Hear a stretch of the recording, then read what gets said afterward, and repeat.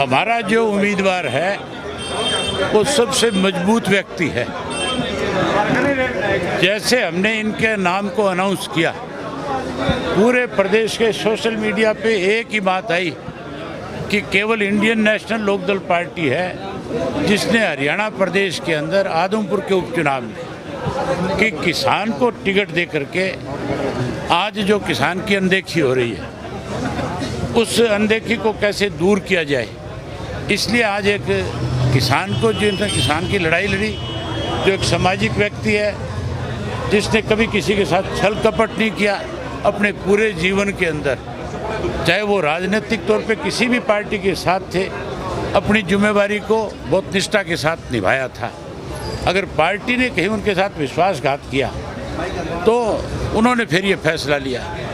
इसके अलावा इस इलाके में कोई भी किसानों को लेकर के इशू उठे, कोई आंदोलन हुआ, उस आंदोलन का एक बहुत बड़ा हिस्सा ये रहे 13 महीने तक कृषि के 3 काले कानून जो थे उनके खिलाफ इन्होंने लड़ाई लड़ी थी, लगातार घर परिवार खेत सब छोड़ करके, और उस आंदोलन का हिस्सा बन करके रहे। उसके बाद इस इलाके में सबसे बड़ी दिक्कत आज भी आदमपुर में है कि यहाँ पानी नहीं है, सिंचाई के पानी की बहुत बड़ी किल्लत है।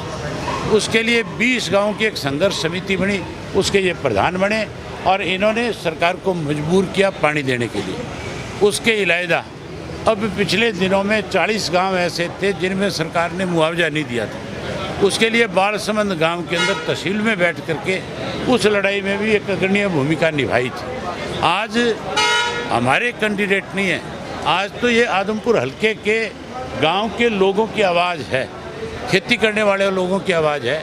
उन सब की तरफ से हमें भी इस बात के लिए बारी बारी से अलग अलग कार्यकर्ताओं की तरफ से फ़ोन आए कि अगर कोडाराम जी को आप अपनी पार्टी का उम्मीदवार बना लोगे तो सबसे मजबूत और सबसे ताकतवर कैंडिडेट जो है कोडाराम जी होंगे। हमारी पार्टी ने, इन्होंने तो मना कर दिया था, इन्होंने तो ये कहा था कि मैं पार्टी में शामिल हो रहा हूँ और मैं केवल आपकी पार्टी के लिए काम करना चाहता हूँ। इन्होंने कांग्रेस में रहते हुए भी कभी इंडियन नेशनल लोकदल पार्टी की आलोचना नहीं करी। चौधरी देवीलाल जी की नीतियों में कांग्रेस में रहते हुए विश्वास व्यक्त करते रहे, क्योंकि चौधरी देवीलाल ने किसान की लड़ाई लड़ी थी, चौधरी देवीलाल ने कमेरे को ताकत देने का काम किया था। आज उन्हीं बातों से प्रभावित होकर के ये हमारी पार्टी में आए और इन्होंने पार्टी में आकर के केवल सेवा करने की बात करी थी, लेकिन पार्टी ने एक ऐसे व्यक्ति को अपना उम्मीदवार बना करके भेजा है जो केवल लोगों की लड़ाई लड़ता है, जिसका अपना कोई स्वार्थ नहीं है। आम आदमी पार्टी एजुकेशन और हेल्थ के मुद्दे पर चुनाव लड़ रही है, किस तरीके से देखते हैं? कौन से हेल्थ और एजुकेशन का मुद्दा है उनके पास? वो तो पिछले 7-8 साल से लोगों के बीच में जा कर के केवल 2 ही बात कहते हैं कि हम हेल्थ में सुधार कर देंगे, हम जो है एजुकेशन में सुधार कर देंगे। कोरोना का जब काल था, ये केजरीवाल दिल्ली छोड़ करके भाग गया था। हमारे पास हरियाणा में जब आएगा वोट मांगने, तब लोग पूछेंगे यहाँ कोई एजुकेशन का इशू नहीं है, यहाँ कोई बिजली फ्री का इशू नहीं है, यहाँ सबसे बड़ा SYL का मुद्दा है। लोग इनसे पूछेंगे कि SYL के ऊपर तुम्हारा क्या स्टैंड है। जो हरियाणा का हिस्से का पानी है, जो हमारी जीवन रेखा है, इसके ऊपर इनका स्टैंड जो है।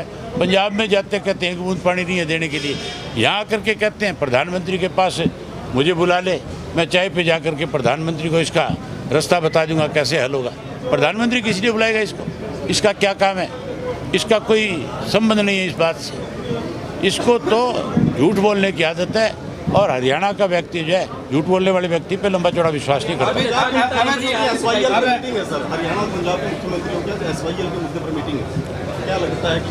कुछ नहीं है, चाय पी करके खड़े हो जाएंगे।